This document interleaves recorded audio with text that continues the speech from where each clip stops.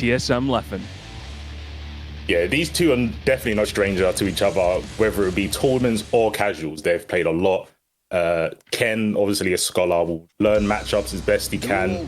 He'll grind matches with the plays that are strongest for the character. And same for Leffen, as well as doing, you know, tournaments himself.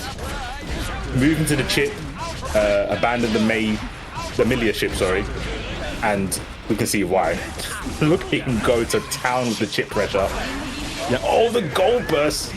The game may be different, but Chip still definitely continues the same. Pretty much what you're going to be seeing here most from Leffen and playing Chip. Most of the time in neutral, with the amount of variety of movement options that Chip has available to, you're just going to see him run around and dance all around in neutral. Good backdash to avoid the overhead. Yeah, it's a jump in now. Or drill. Man, this is a nightmare to deal with, especially when your character hasn't got a meterless reversal, right? Yeah. It's pure pain, pure pain. We saw Kendeep trying to use FD, so he's bed in tension, and the pressure just doesn't let off early on the backdash, and it just gets caught by the Hidden Leaf Village. But here's his opportunity now, and there you go, a DP straight away. Not by any means the strongest DP, but having a DP is still better than not having one at all. So RC continue extending pressure here, manages to clip him out. And that's going to be a very quick game going in here for Leffen, taking it a quick 1-0. So yeah, really struggling to sort of build up that meter. Like I said, having to spend it on FD, which means no 50-meter option to try and push him off, possibly with like a YRC or anything like that, or just really having to hold it for longer than what they would like to, really. Yeah, you've got to be fairly stingy with meter when it comes to Eno, right? You utilize her supers so much in the matchups, right? They can definitely tilt things in your favor. Or you could whiff them and have to PRC to make yourself safe. And back into the corner, it's been a smothering here. Leffen is just putting on an absolute clinical demonstration of like chip pressure. What do you do? Backdashes don't work, 5k hits, drill. I'm not an Eno player, so I don't know what Ken is meant to do here. It's very hard for Eno because of her mobility to maintain space, right? She either has to go in or wait for you to approach, but there's no waiting with Chip. Chip go brr. And also the big thing to note as well is that Chip is one of the few characters that does have a free frame normal as well. So Eno is a character that's having to rely on gaps in order to establish her mix-up and pressure. And when you have faster normals and also have a DP, you're allowed to put the fear of, you know, those faster normals and the DP sort of plaguing them, trying to get them to hesitate. But Kendeep now with an opportunity, gets a chase down, drops, going back into neutral, manages to avoid the cross-up. One last mix for game, gets a super. Right, this is now a good opportunity for Ken to chip him out. Gets a sweep, sets a note on top, gets the low, burst out from Leffen. Yeah, whiffs on the dive. Yeah, it's very hard. Like, to be fair, like, Eno's a very committal character. So even if that connected and Leffen blocked it, you're basically putting yourself in, it becomes our mix-up. Will Leffen go for a DP? Will he go for a free frame jab? Like you said, he's got that option. One of the few characters that does. Eno's got to be very careful after everything she does. It's hard, man. It's hard. Like, no matter the difference with the play skill, if we take that out of the picture, the matchup is just rough. Like I said, not having a meterless reversal, Chip is just, let's do this. Like, how do you threaten Chip other than the reversal that we saw hit? And like you said, it's time for basically Ken to play the game now. He's got some momentum, but Leffen perfectly timed his burst, got, you know, released some of the pressure, and that's all he needed. Yeah. Like, of course, everyone makes the joke, you know, Chip has next to no health in the game, and that's very important for the matchup as well. Like, one of the greatest strengths that's been given to Eno in this game is that she has a new super, which is a command grab, which also has the opportunity to wall break. You see that on a character like Chip? Chip's gone. He's gone. Yeah. But you have to be able to open up the character in that situation to begin with, and Leffen, being as good as on defense as he's shown so far, isn't going to give Ken such an easy opportunity. Now, with respects to Ken, of course, he definitely, as you mentioned before, definitely grinds out matchups. Definitely knows a thing or two about holding options. He preserves a lot of options and doesn't show his hand straight off the bat. And one of the things that we've noted before when we've commentated with Ken is that with that super command grab reversal as well, it's always, when you think of it the least, that you always tends to crop up. So I wouldn't count him out yet. and then we'll see where he starts layering in that command grab super and just watch Chip just explode. Because I'm hoping we do get to see it, because it is absolute.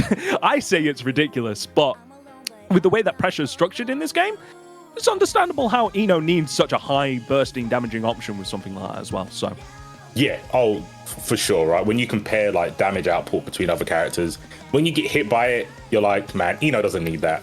But then if you look at her matches, a lot of it is like, you know, death by 1,000 cuts most of the time, right? And she's always kind of been like that. It's like 1 or 2 hits into knockdown into note, or 1 or 2 hits into high low. Like it's a very like slow. It's painful. It's a slow and painful death, but it's not explosive. And there's a lot of explosive characters in this game. Chip also doesn't do tons of damage without, you know, getting a very strong like counter hit or an air to air. So they're both kind of in the same spot. It's just that Chip is the neutral. He is the neutral. You have to work around Chip. And when you don't have a run, and you've got not traditional like movement options, which Eno is, right? She's a very untraditional sort of character when it comes to neutral. It's very hard to navigate around that. And the speed of Chip must be like terrifying, because you can never gain space. Like you can never think about putting a note out with Eno. It doesn't matter how much space you've got between you and the Chip. Doing note is always a threat. Same with like chemical. Stroke the big tree you can try and go for every now and again, but how often is Chip on the ground? Come on. Like that's what I was thinking about when you said with the grab. How do you pin Chip down? How do you do it? Well, that's hopefully something that Kendeep does have in his pocket to try and be able to demonstrate. And even then, when he can do his DP in the air as well, don't forget, it is an aerial special that he can do as well, so he can let that rip from time to time. But you were mentioning about how Eno has non-traditional movement. Chip's great in the fact that he has access to both traditional and I'd say non-traditional movement. Like he can move in ways which is unpredictable with his triple jump, right? So even when you're in that neutral situation, it isn't a case of like either I'm moving straight towards you or jumping towards you. It's like, as you see here, triple jump into 2K. He has a lot of untraditional sort of aspects to his movement as well, which makes it very tricky, like you said, to pin him down. But a very quick adjustment here from Kendeep, managing to get that first round next, and it was almost a perfect. So very strong start. Gets a counter hit, stroke the big tree. Gonna throw the note out. Yeah, I don't know what Ken did between rounds, but you know what? Keep doing it. Wherever you did, keep doing it, because this is definitely a different game to the last one. And oh my gosh, that confirm was nearly gnarly. The goal burst whiffs, but the throw, hold the chords. Here we go, play the tune. Leffen doesn't want to hear it. Bursts immediately, but this is what we do with Eno. We keep the corner. Leffen, cross up.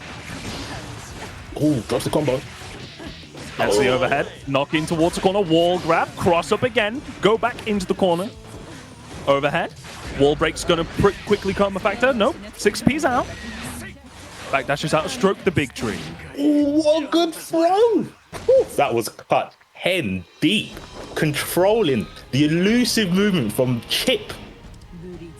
Playing the tune for the president. He loves it. Here we go. 2-1. Definitely mixing up. I'm seeing a lot more mix up between the two versions of Stroke the Big Tree. So, of course, he's trying to call Leffen out on a backdash to try and stop the S version of Stroke the Big Tree, right? Because the S version is just a little bit shorter. And every now and again, he does go for that slower, which can be interrupted, but he's calling out on that backdash, and he's getting those knockdown situations from it, able to set up, able to keep him locked down a lot more. Yeah, and we saw that 2D, right? That was a call out on Stroke the Big Tree. It's like, I don't care which one you do, you're getting counter here. Don't keep doing that in neutral, but like we said before, Eno's choices when it comes to neutral are limited, and she has to normally go for something offensive. But when you're going against Mr. Zanif, like, offense is pretty much the name of the game all the time for him. First off the table, whiffs the super, gets a counter hit follow-up as well. Yeah, Ken definitely bet it, and it's a fair bet to go for, right? Because even on block, that super, you know, gives you momentum. It gives you something to work with. It's not necessarily needing to hit. Oh, good bait. This could be big tank. Gets the 6H, goes in towards the corner. It's going to be, oh, does it go for a sweep after the 2K? I think Ken wanted to keep the corner, and I kind of agree with that. You don't want to give Chip space, but you also don't want to whiff supers. But it's all good. Leffen not ready to punish. Oh, he tried to air throw it. He's trying to do the air throw in the J2K. Gets an RC cross up. Burst for both players here now. Slight throw whiff by Ken. He blocks the overhead though and the punish. Leffen said, no, I'm not taking damage for that. Psycho Crusher gets 6P'd. Oh! Command grab. This is how it all starts. 50-meter on the table. Goes cross up. Jump D. Stroke underneath the big tree. Oh, the tree has been stroked. Ken, the clutch. We bet it all. In the first bit of that last round, he got 2D'd out of his stroke the big tree, but you can't deter yourself from like doing your best and sometimes your only options in the situation. It's good stuff by Ken. And there is that H stroke the big tree to catch him, traveling further back. Keeps him locked down. Pushing back out into mid-screen, goes for the command grab, catches the backdash. What's the mix-up? Wake up reversal. Let's go. Look at the health. Oh, it looked like he baited it. He got RC on the overhead. Cross up. Gets opened up. I don't think he's going to get burst in time tag. Oh, he does. He does, and he makes it. Just managed to read it right in the last second there. Just being able to crouch underneath it. Leffen securing himself a position in winners final. I don't know if that was a checkmate situation because we'll see it, right? Definitely in some other matches, or if you've watched any Guilty Gear, which I'm sure all of you guys have because it's such a sick game. When he did that burst, when he got it back, it was kind of like, if I don't burst, I die. But if I burst, it's super obvious. I don't know. It's a maybe if it delayed it a little bit because I think Leffen went for a 5P, which wouldn't have killed, but obviously at the moment, in the time,